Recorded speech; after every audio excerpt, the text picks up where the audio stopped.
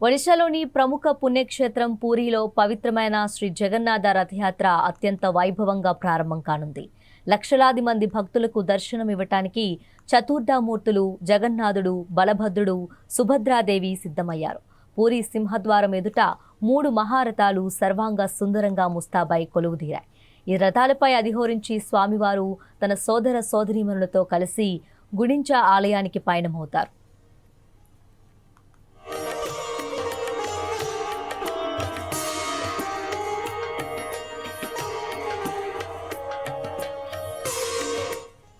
ఉదయం 6 గంటలకు మంగళహారతితో పూజా కార్యక్రమాలు ప్రారంభమై ఇతర సాంప్రదాయ క్రతువులు నిర్వహిస్తారు.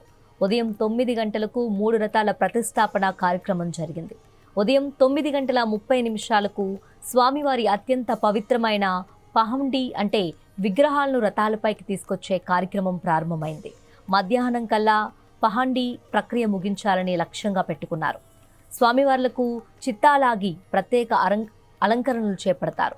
ఆ తర్వాత పూరి గజపతి మహారాజు దివ్యా సింగ్ దేవ్ 3 రథాలపై సాంప్రదాయ చేరా పహార అంటే బంగారు చీపురుతో రథాలపై శుభ్రం చేయటం నిర్వహిస్తారు. ఇక సాయంత్రం 4 గంటలకు రథాలకు గుర్రాలను కట్టి తాడులు అమర్చిన అనంతరం భక్తుల రథాలను లాగటం ప్రారంభిస్తారు. రథవీధిలో సాగే ఈ రథోత్సవాన్ని కనులారా వీక్షించేందుకు దేశ విదేశాల నుండి భక్తులు భారీగా తరలివచ్చారు. దీంతో పూరి నగరం జనసముద్రంగా మారింది. ఈ ఏడాది దాదాపు 8 నుండి 10 లక్షల మంది భక్తులు వస్తారని పరిపాలనా యంత్రాంగం అంచనా వేస్తోంది. ఇంతటి భారీ జనసందోహాన్ని నియంత్రించడం పోలీసులకు పెద్ద సవాలుగా మారింది.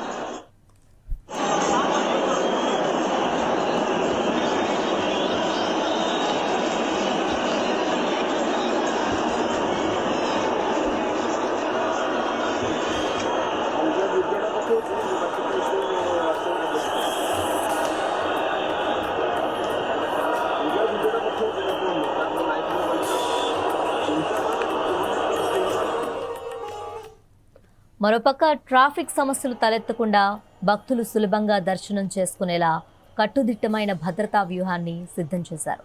ఇందులో భాగంగా 3 రథాల చుట్టూ ఇన్నర్ కార్డన్, ఔటర్ కార్డన్ పేరిట 2 రక్షణ వలయాలను ఏర్పాటు చేశారు. భద్రతా సిబ్బంది పర్యవేక్షణలోనే రథాలు ముందుకు సాగుతాయి.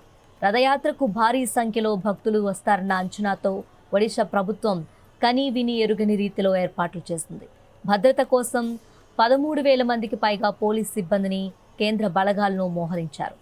19 మంది సీనియర్ ఐపీఎస్ అధికారులు భద్రతా ఏర్పాట్లను పర్యవేక్షిస్తున్నారు.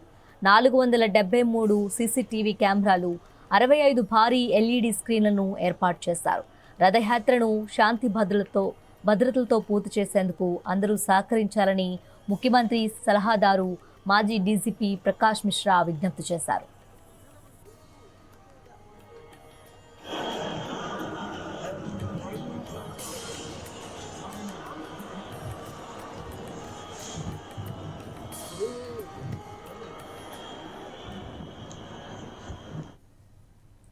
మరోవైపు పూరిలో భక్తుల రద్దీతో పాటు వాతావరణం కూడా ఒక్కసారిగా మారిపోయింది.